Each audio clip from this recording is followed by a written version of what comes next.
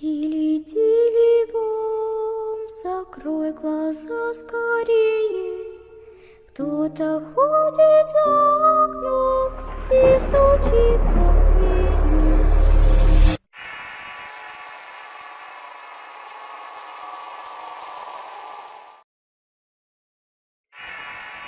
Abducción. Relato anónimo basado en hechos reales, escrito y adaptado por Eduardo Liñán. Hace algún tiempo mi abuelo me contó una peculiar historia de ovnis y abducciones. Él vivía en un poblado de Altamira, Tamaulipas, México, cerca del río denominado Barberena. En sus andares conocí la historia de Jeremías, un vaquero que iba seguido a una laguna a sacar ostiones. En aquel entonces se vivía de eso y de recolectar sal y marisma cerca de la costa. Antes no existían caminos pavimentados, en cambio tenías que ir a lomo de caballo o en bicicleta a cualquier lado fuera del ejido. Tampoco existían caminos iluminados y por la noche era una aventura adentrarte en la oscuridad de aquellas brechas, ya sea para pescar o regar las parcelas de los lugareños. En esa ocasión Jeremías salió ya muy de noche a una granja de ostiones en una laguna a unos kilómetros entre el ejido Aquiles Cerdán y Morón. Con cielo estrellado, ruido de grillos y aves nocturnas le acompañaron mientras montaba su caballo. Iluminado con una lámpara veía con detenimiento la alambrada de los terrenos ejidales. Necesitaba encontrar una entrada por donde se accedía a una brecha que conducía a una laguna donde se recolectaba el ostión. Después de cabalgar un rato vio la entrada que tenía una tranca rudimentaria hecha de maderos y alambrada. Bajó de su caballo y haciendo a un lado la tranca continuó su camino intentándose entre la maleza y los árboles. A pesar de la oscuridad ya conocía a la perfección la vereda que iba a dar a una gran laguna donde se cultivaba el ostión. La laguna era de aguas no muy profundas y lodosas. Ahí tenía un campamento donde pasaría la noche y empezaría temprano a recolectar para posteriormente integrarse a otras actividades, ya que en uno de los ranchos cercanos hacía de peón y esa era su rutina.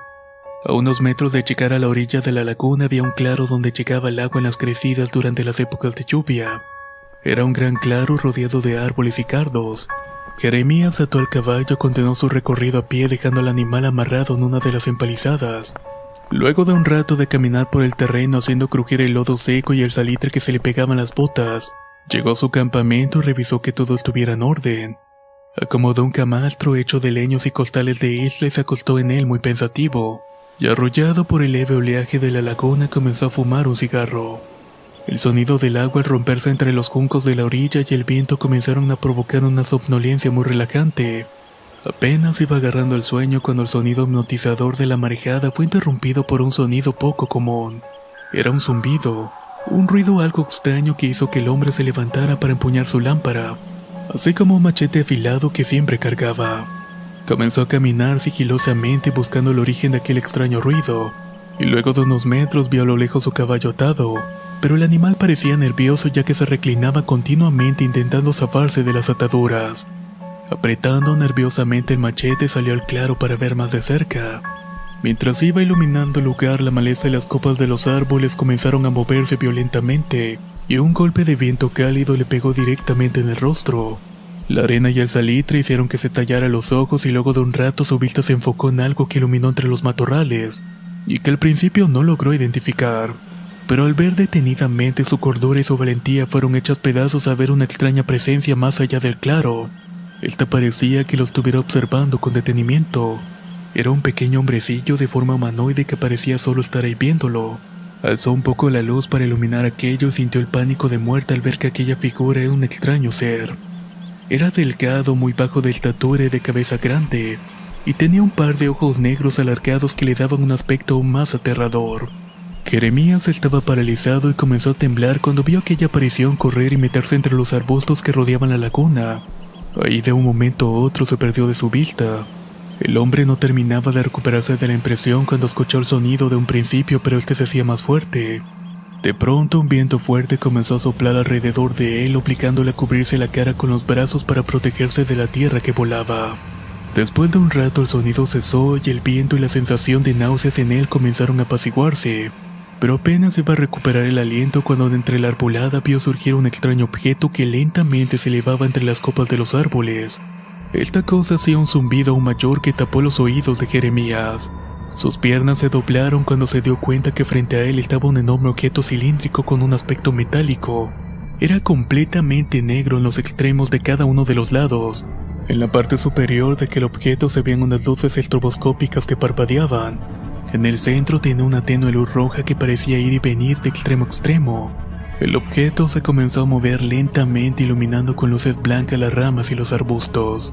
Jeremías, al borde del colapso, se acurrucó en forma fetal en el suelo y esperó lo peor cuando sintió el calor seco y un golpe de aire sobre él. Se iluminó todo para él y se hizo el silencio y la oscuridad en el lugar. Solo el sonido del agua y el cantar de los grillos permanecían en el ambiente. Pasaron unos días y la gente se dio cuenta de que el vaquero Jeremías no aparecía y no se presentaba a trabajar.